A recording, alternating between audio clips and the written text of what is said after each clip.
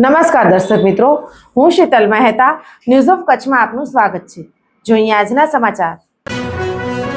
Online platform પરથી કરવામાં આવતી ખરીદી સમયે વસ્તુનું જે પાર્સલ તૈયાર કરાય છે તે કોઈ ખોલી ન શકે તેવું જો કોઈ માનતું હોય તો તે એક મોટી ભૂલ છે।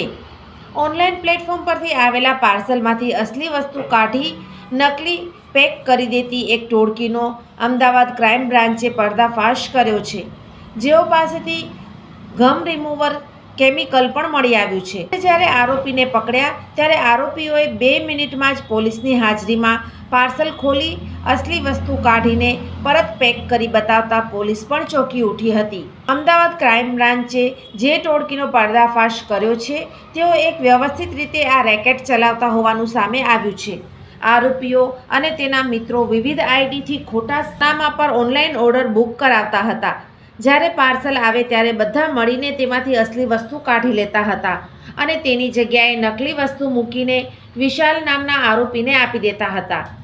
નવા નરોડામાં આવેલી કુરિયર પાર્સલની કંપની ઓનલાઈન શોપિંગ પ્લેટફોર્મની એક કંપનીના ઓનલાઈન પાર્સલોની ડિલિવરીનું કામ કરે છે। ગત તારીખ 28 જાન્યુઆરીએ 60 પૈકીના એક કર્મચારીએ ઓર્ડર કેન્સલ થયો હોવા અંગે અને તેમાં છેડછાડ થવા બાબતે જાણ કરી હતી, જેથી તે પાર્સલની તપાસ કરતા તેમાંથી ડુપ્લિકેટ ફોન મળી આવ્યો હતો। જેથી રિષભભાઈએ ઓનલાઈન સોફ્ટવેરમાં તપાસ કરતા 1,34,000નો આઈફોન 17 પ્રો અને અન્ય 1,22,000નો ફોન સરદારનગરના સરનામા પર ડિલિવરી કરવાની વિગતો પ્રાપ્ત થઈ હતી। જે બાદ વધુ તપાસ કરાતા કંપનીમાં કામ કરતા વિશાલ બાવરી આ વસ્તુઓ ડિલિવરી માટે લઈ ગયો હતો, જેથી વિશાલ બાવરીની પૂછપરછ કરતા તેણે સમગ્ર બાબતે વટાણા વેરી નાખ્યા હતા।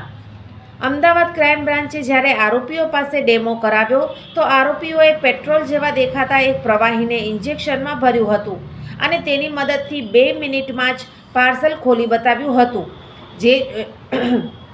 જે જોઈને પોલીસ કર્મીઓ પણ આશ્ચર્યમાં મુકાયા હતા।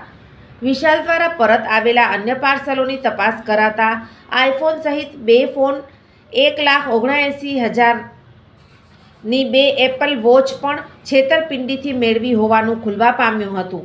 જે મામલે ક્રાઇમ બ્રાન્ચે ગુનો નોંધી આરોપી રામલાલ ગેહલોત, મનોજ માલી, ભરત સુંદેશા, વિશાલ પંચાલ, વિશાલ બાવરી નામના 5 આરોપીઓને ઝડપી પાડ્યા છે। આરોપીઓ પાસેથી 8 phone, 25 dummy phone, dummy earbud, gaming processor, camera lens, hair dryer અને ગાડી મળી લાખો રૂપિયાનો મુદ્દામાલ કબજે કર્યો છે।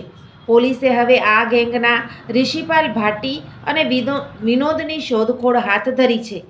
આરોપીઓએ અમદાવાદની સાથે રાજસ્થાન, સુરત અને વડોદરામાં પણ છેતરપિંડીના ગુના આચર્યા હતા। પીઆઈ દીપક ઢોલાએ જણાવ્યું કે આરોપીઓ પૈકી કેટલાક ડિલિવરી બોય તરીકે કામ કરતા અને કેટલાક અલગ અલગ ઓર્ડર કરતા હતા।